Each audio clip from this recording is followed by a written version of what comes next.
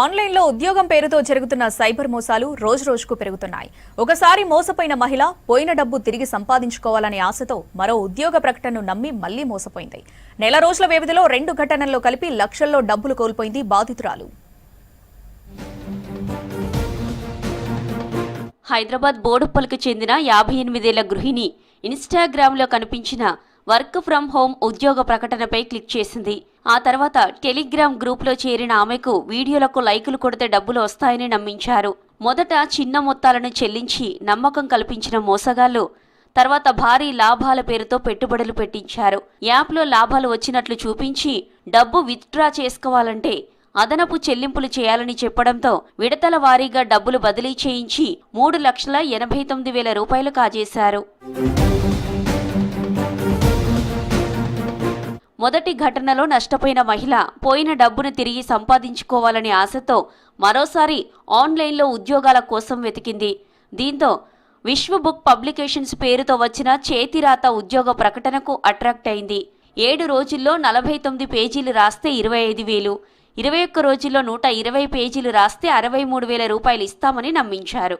ఉద్యోగ ధృవీకరణ, stationery charges, processing fee పేర్లతో వరుసగా డబ్బులు వసూలు చేసిన మోసగాళ్లు అన్ని మొత్తాలు తిరిగి చెల్లిస్తామని చెప్పి నమ్మించారు. అయితే పని మాత్రం ఇవ్వకుండా కొత్త కారణాలు చెబుతూ మరిన్ని చెల్లింపులు చేయించారు. చివరకు 2 ఘటనల్లో కలిపి బాధిత మహిళ 19,18,000 రూపాయలు కోల్పోయింది. మీరు ఇంట్లోనే ఉంటూ లక్షల్లో సంపాదించవచ్చు అని చెప్పి ఈ మధ్యకాలంలో మోసాలు జరుగుతున్నాయి. ఈ మోసం ప్రస్తుతం వాట్సాప్, టెలిగ్రామ్లలో ఎక్కువగా జరుగుతుంది. ముందుగా నమ్మకం కలిగే విధంగా చేస్తారు. మొదట యూట్యూబ్లో వీడియోలకు లైక్లు కొట్టండి, గూగుల్లో రివ్యూలు ఇవ్వండి అని మెల్లగా మనల్ని ట్రాప్లోకి లాగుతారు. అదేవిధంగా మనకు 100 రూపాయల నుంచి ఒక 500 లోపు చిన్న మొత్తాల్లో మన ఖాతాలోకి జమ చేస్తారు. మనల్ని ఆ విధంగా ట్రాప్లోకి లాగి తర్వాత పెట్టుబడి పెట్టిస్తారు. అది ఎలాగంటే ఒకసారి నమ్మకం కుదిరాక ప్రీపెయిడ్ టాస్క్ పేరుతో మీరు కొంత డబ్బు చెల్లించండి, అది 1000 రూపాయల నుంచి ఒక 2,000 వరకు పెడితే సరిపోతుంది అని చెప్పి తర్వాత లక్షల్లో పెట్టుబడి పెట్టే విధంగా మనల్ని ఆ ట్రాప్లోకి లాగుతారు. బాధితురాలి ఫిర్యాదుతో మల్కాజిగిరి సైబర్ క్రైమ్ పోలీసులు కేసు నమోదు చేసి దర్యాప్తు చేపట్టారు. సోషల్ మీడియా, మెసేజింగ్ యాప్లతో వచ్చే వర్క్ ఫ్రం హోం, చేతిరాత ఉద్యోగాలు, పెట్టుబడుల పేరుతో వచ్చే ఆఫర్లను నమ్మవద్దని పోలీసులు సూచిస్తున్నారు.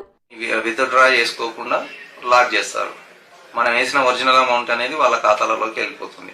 ఇట్లాంటివి జరిగినప్పుడు జాగ్రత్త వహించండి. మీరు మోసానికి గురైనట్టు తెలిస్తే మీరు 1930కి కాల్ చేయండి.